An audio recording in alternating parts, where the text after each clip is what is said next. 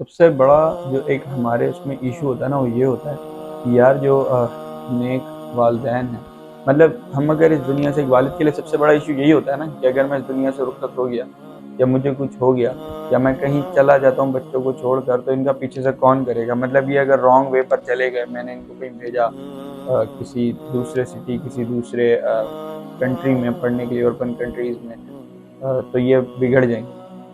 اب اللہ تعالیٰ نے جیسے سورہ کہف کے اندر موسیٰ کا ایک پورا قصہ سنایا نا، اس میں خضر ہوتے ہیں، تو ان کے ذریعے اللہ تعالیٰ نے بتایا کہ دو غلام تھے، دو بچے تھے، یتیم تھے، ان کا والد جو ہے وہ نیک انسان تھا، تو اللہ نے خضر کے ذریعے ان کی مدد کری، تو ان کی جو دیوار ہے وہ بنوائی اور ان کا جو خزانہ تھا وہ ان دونوں کو دلوایا۔ اللہ تعالیٰ نے ان کی مدد کروائی، ان کے والد جو ہے وہ نیک تھے، اللہ تعالیٰ نے قرآن میں اس کا ذکر بھی کیا ہے۔ تو جو والدین چاہتے ہیں نا کہ ان کا بچہ آگے رانگ وے پر نہ جائے، ان کا بچہ جو ہے وہ آگے جا کر رانگ وے، غلط چکروں میں نہ پڑے، اور جو غلط چیزیں ہیں ان کے اندر نہ پڑے، مطلب ایک اگر وہ اس دنیا سے رخصت بھی ہو جائیں تو پھر بھی جو ہے ان کا بچہ غلط چکروں میں نہ ہو، رانگ وے میں نہ ہو، اور اس کو کوئی سنبھالنے والا ہو۔ تو اللہ تعالیٰ کو ویسے تو یہ بات کافی زیادہ بری لگتی ہے کہ اگر کوئی ایسے کہتا ہے، تو بندے کو یقین ہونا چاہیے کہ میرے بعد اللہ تعالیٰ ہے، لیکن اگر والدین نیک ہوں گے اور وہ اپنے بچے کے لیے، جیسے اللہ کے رسول صلی اللہ علیہ وسلم کی دعا حدیث ہے نا کہ 3 بندوں کی جو دعا ہے وہ کبھی رد، یعنی اللہ ان کا فوراً جواب دیتا ہے، فوراً جیسے وہ دعا مانگتا ہے اللہ اس کا جواب دیتا ہے، ایک مظلوم کی، ایک مسافر کی،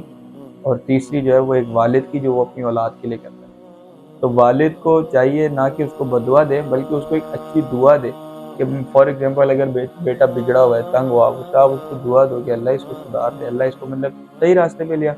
اب ایک جیسے حضرت عبداللہ بن مسعود کے بارے میں آتا ہے کہ وہ رات کو جو ہے وہ کھڑے ہو کر رویا کرتے تھے، مطلب جب قیام اللیل کرتے تھے، تہجد میں کھڑے ہوا کرتے تھے، جب وہ تھک جاتے تھے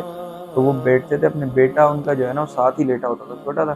سو رہا ہوتا تھا، تو وہ جب بیٹھتے تھے تو وہ اس کو دیکھتے تھے، پھر دوبارہ کھڑے ہو جاتے تھے، یعنی تھکتے تھے، اس کو فوراً اس پہ نظر جاتی تھی، پھر دوبارہ کھڑے ہو جاتے تھے۔ کیوں کھڑے ہوتے تھے؟ کیونکہ وہ پھر روتے تھے قیام اللیل میں کھڑے ہو کر، اور کہتے تھے کہ یہ میں تیرے لیے کر رہا ہوں، مطلب اپنے بیٹے کو برا ہوتا تھا لیکن دل میں کہتے تھے کہ میں تیرے لیے کر رہا ہوں، تاکہ اللہ آگے تجھے مطلب، یعنی